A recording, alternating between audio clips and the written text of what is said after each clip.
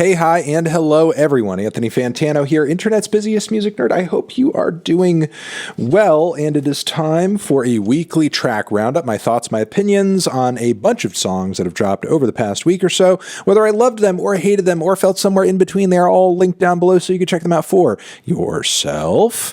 Also down there is our Turntable Lab link. We get kickback from it if you buy some turntable stuff, some vinyl, some whatever over there. That's cool. That's great. That's fantastic. That's fun.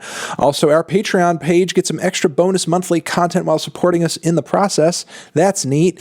And our shorts page on YouTube, that is linked down below too. That is doing really well. Getting in lots of numbers, getting in lots of subscribers. Join up today. All of our TikTok and Reels content pretty much turns up over there. And it's dope. It's cool. It's nice. It's neat. It's fun. And shout out also to our sponsor. Good people over at The Ridge, still making these amazing, sleek, sexy, fantastic metal-plated wallets that fit nicely in that front pocket. They could stand to my teeth. That means they're quality. Link down below. Promo code MELON. 10% off the order. All you got to know. All right, let's keep it moving. On to the worst track. We really just have one of the week. It's this new one from Kim Petras, If Jesus Was a Rockstar. I feel like this is the 2022 Zoomer version of What If God Was One of Us? And it's just kind of worse by every possible measure that it could be worse. Like the tune is worse, the production's worse, the songwriting and lyrics and just kind of song concept is worse and far, far, far tackier. Yeah, we will leave that there and move on to the tracks that I was a little on the fence with, but still wanted to shout out. They are as follows. We have another one from slowthai over here. I Know Nothing is the name of the song. I think it has some good intentions at heart, but the production and song structure is like totally a mess with the random metal riffs, the hip-hop inspired breakdowns and passages as well. It's stylistically, it's really just all over the place. It's so crazy. I do appreciate the emotional intensity of it, though, and what slowthai is trying to get at in terms of a personal message and mental health stuff. But I think in terms of execution, it's a little bit of a mess. Moving on from there, though, we have this new one from Sharon Van Etten. She has seen fit to release like a deluxe edition of her latest full-length LP.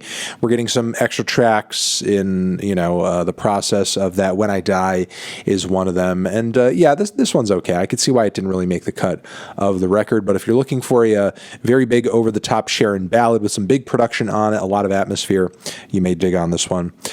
We have a new one from Obituary. The legendary death metal outfit is back. They have a new record coming at the start of 2023. Our first taste of it, though, over here, The Wrong Time, is not as good as it could have been. I think the performance is pretty nasty. Vocals are on point as well. Song structure doesn't sound too bad, but the mix is off. Drums are barely there. The guitars are kind of smothering everything, and I think the vocals could have been up a little bit too.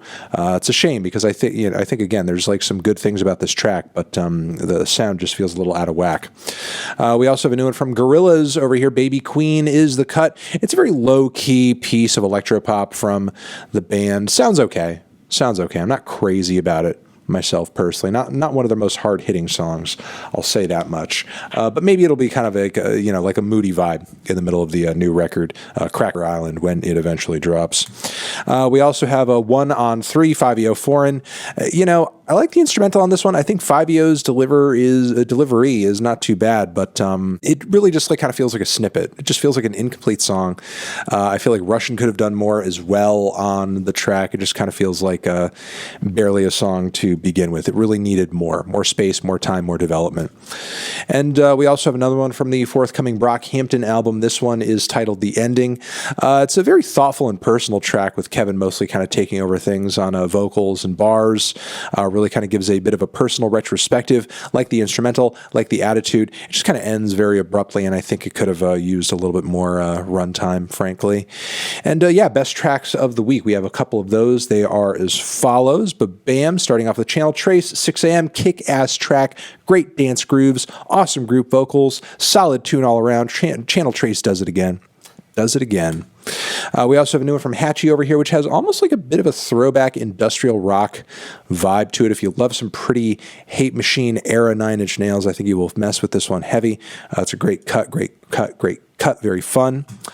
We also have a new one over here from Fleet Foxes, off of a little soundtrack dealie that they're featured on here, with A Sky Like I've Never Seen. Very beautiful folk tune with very kind of luscious production, as we've kind of heard in the past from Fleet Foxes. Just kind of sounds like your standard Fleet Foxes cut, but still beautiful song at the core of it.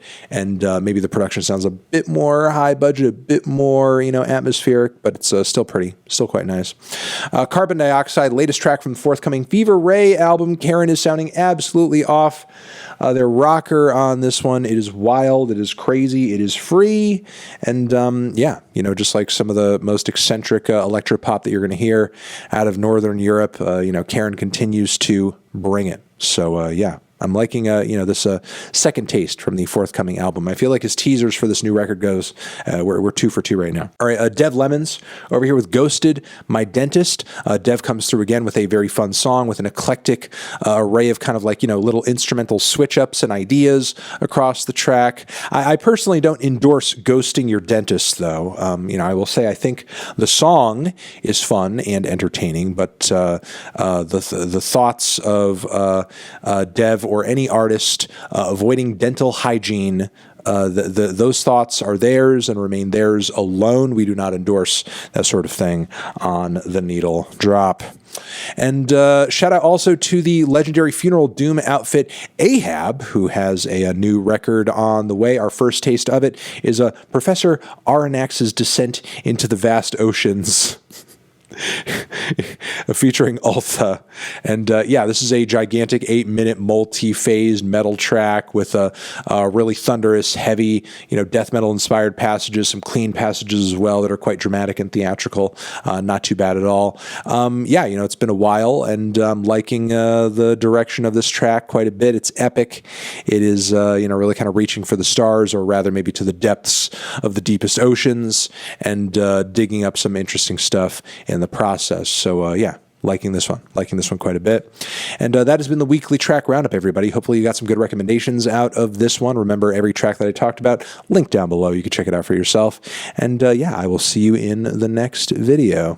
Anthony Fantano, weekly tracks forever.